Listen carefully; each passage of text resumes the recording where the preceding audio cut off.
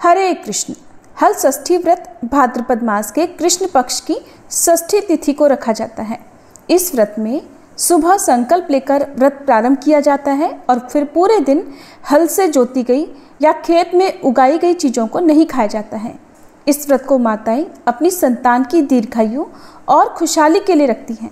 मान्यता है कि इस दिन भगवान श्री कृष्ण के बड़े भाई बलराम जी का जन्म हुआ था, इसलिए माताएं अपनी बच्चों की खुशहाली के लिए इस दिन बलराम जी की पूजा करके प्रार्थना करती हैं।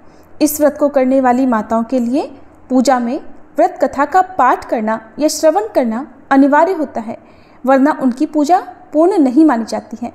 आइए सुनते हैं पद्म पुराण में दी गई हल षष्ठी व्रत की संपूर्ण कथा। कथा से पहले हम सभी बलदाऊ और छठी माता का ध्यान करें। श्वेत वर्णम महाबाहुम नीलांबरधरम प्रभुम हल मूसलम युक्तम बलभद्रम नमाम्यहम। अर्थात मैं श्वेत वर्ण महाबली नील वस्त्रधारी हाथों में हल और मूसल धारण करने वाले बलभद्र प्रभु को नमस्कार करती हूँ।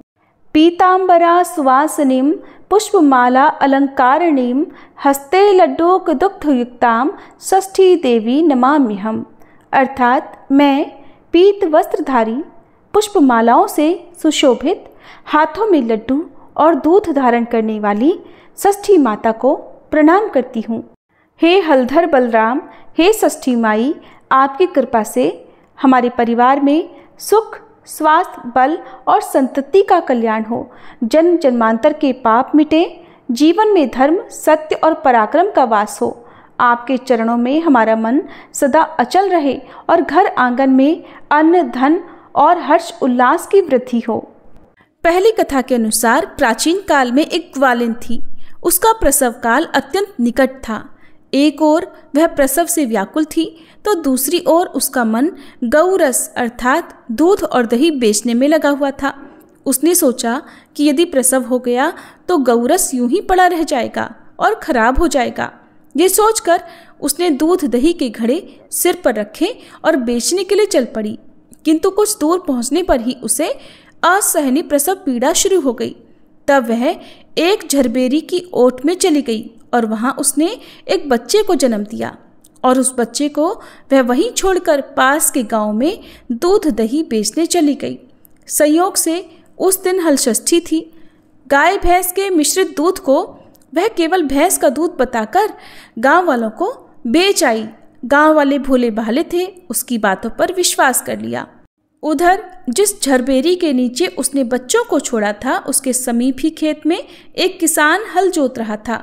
अचानक उसके बैल भड़क उठे और हल का फल शरीर में घुसने से वह बालक मर गया। इस घटना से किसान बहुत दुखी हुआ, फिर भी उसने हिम्मत और धैर्य से काम लिया। उसने झरबेरी के कांटे से ही बच्चे के चिरे हुए पेट में टांके लगाए और उसे वहीं छोड़कर चला गया। कुछ देर बाद ग्वालिन दूध बेचकर आ पहुंची। बच्चे की ऐसी दशा देखकर उसे समझते देर नहीं लगी कि ये सब उसके पाप की ही सजा है। वह बड़े दुखी मन से सोचने लगी कि अगर मैंने झूठ बोलकर गाय का दूध ना बेचा होता और गांव की स्त्रियों का धर्म भ्रष्ट ना किया होता तो मेरे बच्चे की यह दुर्दशा नहीं होती। इसलिए मुझे लौटकर सब बातें गांव वालों को सच सच बताकर प्रायश्चित करना चाहिए। ऐसा निश्चय कर वह फिर वापस उसी गांव में पहुंची जहां उसने दूध दही बेचा था। अब वह गली गली घूमकर अपनी करतूत और उसके फलस्वरूप मिले दंड का बखान करने लगी। तब स्त्रियों ने स्वधर्म की रक्षा के लिए और उस पर रहम खाकर उसे क्षमा कर दिया और आशीर्वाद दिया। बहुत सी स्त्रियों द्वारा आशीर्वाद लेकर जब वह फिर से झरबेरी के नीचे पहुंची तो ये देखकर हैरान रह गई कि वहां उसका पुत्र जीवित अवस्था में पड़ा है।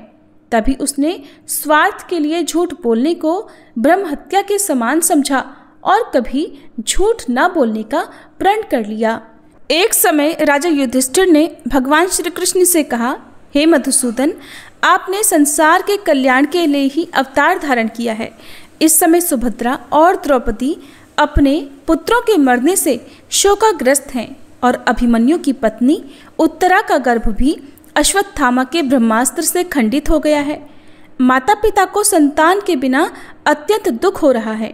इसलिए हे प्रभु, आप कोई ऐसा व्रत, दान अथवा उपाय बताइए जिससे कि माता पिता संतान शोक से दुखी न हो और उत्तम, दीर्घायु और स्वस्थ संतान की प्राप्ति करें। ये सुनकर भगवान कहने लगे, हे राजन, मैं अब तुमको एक व्रत बतलाता हूँ जिसको नियम पूर्वक करने से खंडित गर्भ भी जीवन पा जाता है और संतान दुखी नहीं होती। राजा युधिष्ठिर के पूछने पर भगवान श्री कृष्ण ने कहा, प्राचीन काल में सुभद्र नाम का एक प्रसिद्ध राजा था। उसकी पत्नी का नाम सुवर्णा था और उनके एक हस्ती नाम का प्रतापी पुत्र था, जिसने अपने नाम से हस्तिनापुरी बसाई। राजपुत्र एक दिन धात्री के साथ गंगा जी में स्नान करने गया और गंगा जल में जल क्रीड़ा करने लगा। इतने में ही एक ग्रह उसे जल में खींच ले गया। धात्री ने यह घटना जाकर रानी को बताई। ये सुनकर रानी सुवर्णा बहुत दुखी हुई और क्रोध में उसने धात्री के पुत्र को ही धधकती हुई अग्नि में डाल दिया। इसके बाद राजा और रानी अपने अपने प्राण त्यागने को तैयार हो गए। उस धात्री की माँ भी अपने पुत्र शोक में किसी निर्जन वन में चली गई। वहाँ धात्री एक सुनसान मंदिर में भगवान शिव, देवी पार्वती और गणेश जी की पूजा करने लगी। प्रतिदिन पूजन और ध्यान करके वह तिनके, पत्ते या महुआ आदि खाया करती। भगवान बोले, हे राजन, इस प्रकार व्रत करते हुए उसके प्रताप से भाद्रपद मास की कृष्ण पक्ष की षष्ठी के दिन नगर में एक अद्भुत दर्शन हुआ कि एकाएक धात्री का पुत्र अग्नि में से जीवित निकल आया। राजा रानी ने भी उस धात्री के पुत्र को अग्नि से निकलते हुए देखा, जिससे उनको बड़ा आश्चर्य हुआ। उन्होंने पंडितों से उसके जीवित बच रहने का कारण पूछा और इसका रहस्य बताने के लिए भगवान शिव की आज्ञा से दुर्वासा ऋषि वहां आए। राजा ने दुर्वासा ऋषि को आया जानकर उनकी अगवानी करके अर्घ आदि से उनका पूजन किया और बारंबार नमस्कार करके धात्री के पुत्र के जीवित निकलने का कारण पूछा। तब दुर्वासा ऋषि ने कहा, हे राजन, उस धात्री ने वन में जाकर नियम पूर्वक अति भक्ति भाव से भगवान श्री गणेश, भगवान शिव, स्वामी कार्तिकेय और देवी पार्वती जी का पूजन, ध्यान, स्मरण आदि श्रद्धा सहित और नियम पूर्वक व्रत किया है। ये उस व्रत का ही प्रभाव है जिसके कारण धात्री का पुत्र जीवित ही मिल गया। इसलिए आप भी वहां जाकर ये धार्मिक कर्म करें। राजा और रानी ने दुर्वासा ऋषि को विदा कर दिया। इसके बाद वे दोनों धात्री के पुत्र को साथ लेकर गए और धात्री उस समय वन में भगवान शिव का कुश और पलाश के नीचे अत्यंत श्रद्धा के साथ पूजन अर्चन कर रही थी।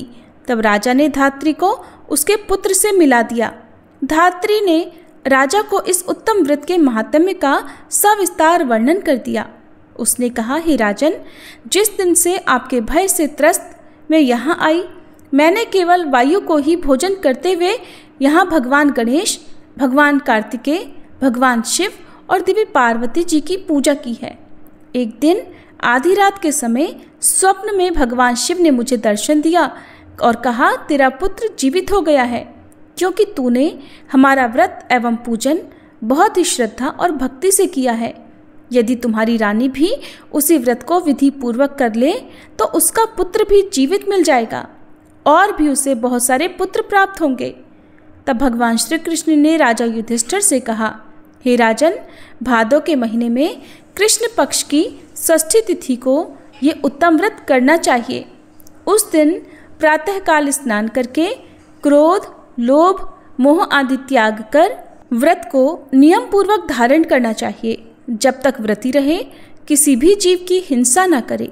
व्रत संपूर्ण करने के लिए चींटी आदि का मार्ग भी उल्लंघन न करे और दोपहर के समय परिवार और मित्रों सहित ढाक और कुशा के नीचे भगवान शिव, देवी पार्वती, स्वामी कार्तिकेय और गणेश जी की प्रतिमा स्थापित करके धूप, दीप, नैवेद्य आदि से विनम्र भक्ति भाव से पूजा करें और प्रार्थना करें, हे सौम्य मूर्ति, पंचमुख, शूलधारी, नंदी, श्रृंगी, महाकार्यम आदि गणों से युक्त आप भगवान शिव को मैं साष्टांग नमस्कार करती हूँ। शिव हरकांता, प्रकृति, श्रेष्ठ हेतु, सौभाग्यदायिनी गौरी और माता पार्वती को मैं नमस्कार करती हूँ। हे मयूर वाहन, हे क्रौंच पर्वत का विदीर्ण करने वाले कुमार विशाख और स्कंद, आप स्वामी कार्तिकेय को बारंबार नमस्कार है। इस प्रकार इन चारों देवताओं की भली भांति पूजा करें। फिर ब्राह्मणों सहित गाजे बाजे से अपने घर को जाएं। उस दिन समा के चावल का भोजन करें और दूध, दही, घी और मट्ठा विशेष रूप से खाएं। जो स्त्री पुरुष इस व्रत को विधि से करता है वह पुत्र और पौत्रवान होकर सुखी होता है। धात्री की ऐसी बात सुनकर राजा और रानी सभी ने विधि पूर्वक इस व्रत को किया, जिसके प्रताप से वह राजकुमार शीघ्र ही ग्रह के गले से निकलकर बोलने लगा। ये चमत्कार देखकर राजा और रानी ने भगवान शिव के चरणों में प्रणाम किया। इस व्रत के प्रभाव से राजा को और भी कई आयुष्मान पुत्र प्राप्त हुए और राज्य में अनावृष्टि, महामारी, दुर्भिक्ष आदि उपद्रव दूर हो गए और राजा अनेक वर्षों तक निर्विघ्न राज्य करते रहे। भगवान श्री कृष्ण ने कहा, हे युधिष्ठिर, यदि उत्तरा भी ये व्रत विधि पूर्वक करे तो उसके सब दुख दूर हो जाएंगे। भगवान के ऐसे वचन सुनकर राजा युधिष्ठिर कृतकृत्य हो गए और अश्वत्थामा द्वारा खंडित किया हुआ उत्तरा का गर्भ इस व्रत के प्रभाव से जीवित हो गया। इस व्रत के करने से वंश स्थिर होता है। इस प्रसंग को भगवान श्री कृष्ण ने राजा युधिष्ठिर से कहा तथा दुर्वासा ऋषि ने राजा सुभद्र से कहा, हे राजन, इस व्रत को करने के उपरांत फिर उसको शास्त्रोक्त रीति से उद्यापन करें। उद्यापन में स्वर्ण, महिषी, गऊ और वस्त्र ब्राह्मणों को दान में दें। सोने अथवा चांदी की मूर्ति बनाकर वेद पाठी ब्राह्मणों सहित उनका पूजन करें। दुर्वासा ऋषि ने कहा, हे राजन, विद्वान धर्मनिष्ठ राजा युधिष्ठिर ने भी इस व्रत को उत्तरा से करवाया था, जिसके प्रभाव से उसका अश्वत्थामा द्वारा खंडित किया गया गर्भ उदर में हिलने डुलने लगा और गर्भ राजा परीक्षित के रूप में प्रकट हुआ। जो कोई मनुष्य यह उत्तम व्रत करता है उसके सभी कार्य सिद्ध होते हैं, पुत्र पौत्रों की प्राप्ति होती है और शिवलोक में उसकी पूजा होती है। ये थी बलराम जयंती की कथा। अगर आपने कथा को पूरा सुना है तो कमेंट बॉक्स में बलदाऊ की जय जरूर लिखिएगा।